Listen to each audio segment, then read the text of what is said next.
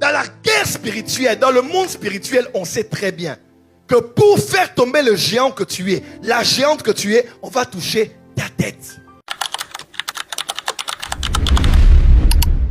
Dans le monde spirituel, quand on veut t'abattre ou te faire tomber, on attaque ta tête. Quand Goliath se lève au nom de ses dieux, dans la spiritualité de ses dieux, il regarde le petit David, il dit, ta tête là, je vais la couper. C'est rien de logique. Tu peux tuer le petit garçon, pourquoi tu parles de sa tête? Et quand David aussi, au nom de son Dieu, parle, il dit, aujourd'hui, je vais couper ta tête, livrer ton corps aux oiseaux du ciel. Et lorsqu'il allait en guerre contre Goliath, il n'a pas sorti une épée, il n'a pas attaqué son ventre, son thorax ou au bas du ventre.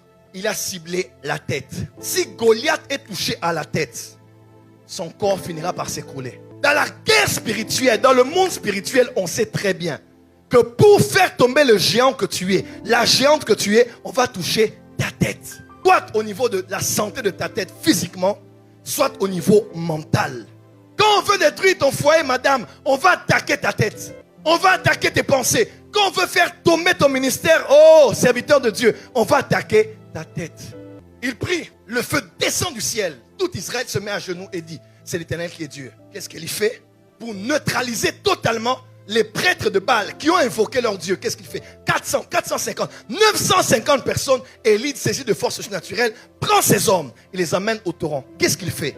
Il ne les poignarde pas. Parce qu'autrefois, on savait bien, même vous le regardez dans les films, pour attester la victoire sur une armée, on ne pouvait pas célébrer, jubiler, tant qu'on n'avait pas eu la tête du général ou du roi de l'armée adverse.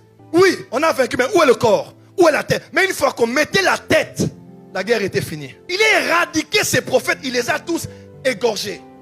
Lorsqu'il finit, il a la victoire, il s'en va.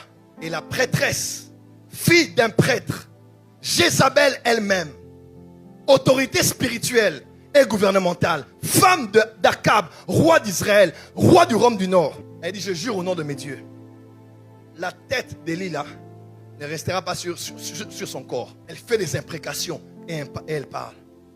Élie étant loin, après une grande victoire, des fois tes plus grandes dépressions viennent après tes plus grandes victoires.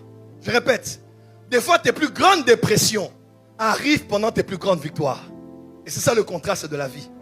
Des fois on se dit, mais comment je peux avoir des pensées aussi noires après avoir eu autant de succès? Comment je peux me décourager autant alors que je viens à peine de voir la main de Dieu? Comment elle peut autant se décourager et vouloir prendre une mauvaise décision alors qu'on vient à peine de voir Dieu agir ici?